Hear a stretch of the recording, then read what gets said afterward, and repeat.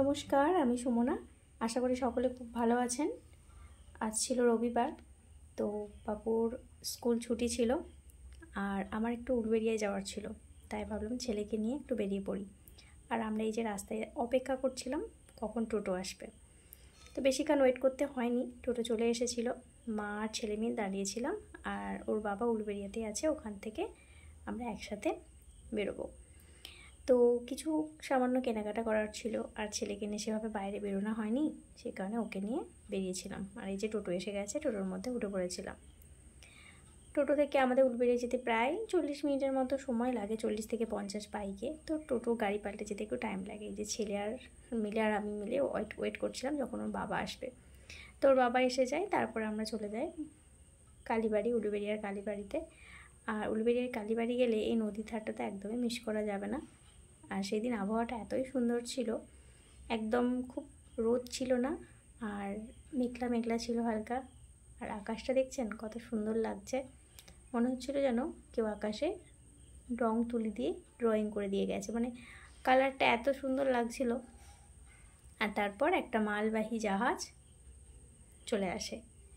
তো এই নদীর ধারে দাঁড়ালে সবসময় জাহাজ দেখার সৌভাগ্য হয়ে ওঠে না, বিশেষ করে বাচ্চাদের তো ভীষণই ভালো লাগবেই, আর তার সাথে সাথে বড়দেরও।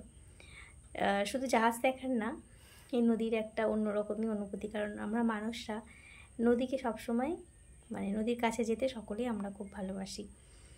তারপর জাহাজটি দেখুন কত দূরে চলে গেল দেখতে দেখতে। আর এদিকে আমার ছেলে আইসক্রিম খাচ্ছিল। আর রবিবার দিন, জন্মাষ্টমীর পরের দিন নন্দোৎসব ছিল, তাই আমি বাইরের কিছু খাবার খাই না, সেজন্য ও আর ওর বাবা আইসক্রিমই খেয়েছিল। আর সেই দিন কালীবাড়ির ভেতরে এরকম শ্রীকৃষ্ণের জন্মের যে কাহিনীটি, সেটা এভাবে তুলে ধরা হয়েছিল। রাসে যেভাবে মূর্তি দিয়ে যেভাবে তৈরি করা হয় সেরকমভাবে চলমান সেইভাবে করা হয়েছিল, খুব সুন্দর লাগছিল দেখতে। আর তারপরে কালীবাড়ির চত্বরটা পুরোটাই আমার ছেলে এভাবে ছুটে ছুটে ঘুরে নিল। আর ও এখানে এলে ওরও ভীষণ ভালো লাগে। আর একটা অন্যরকমই অদ্ভুত একটা ফিলিং হবে আপনি যখনই এই মন্দিরের মানে মেন দরজা থেকে ঢুকবেন, একটা আলাদাই রকম একটা পজিটিভ ভাইবস আপনার মধ্যে আসবে। আর এখানে দেখুন কত লোকজন বসে আছে, যখনই আসবেন একদম ফাঁকা দেখবেন না, কেউ না কেউ থাকবে। এই যে ওর বাবা এদিকে হেঁটে যাচ্ছে আর ছেলে দিকে ছুটি করে পুরোটা প্রদক্ষিণ করছে।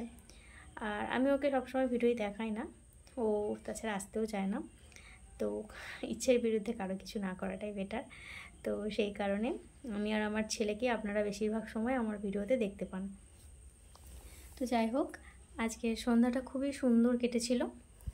আর তারপরে আমরা বাড়ি চলে আসি, যেহেতু উলুবেড়িয়াটা খুব বাড়ির কাছে না, সেহেতু বাড়িতে আসতে একটা টাইম লাগবেই। আর আজকে ভিডিওটি কেমন লাগলো অবশ্যই কমেন্টে জানাবেন। ভালো লাগলে একটা লাইক করে দেবেন, সাবস্ক্রাইব করে আমার পাশে থাকবেন।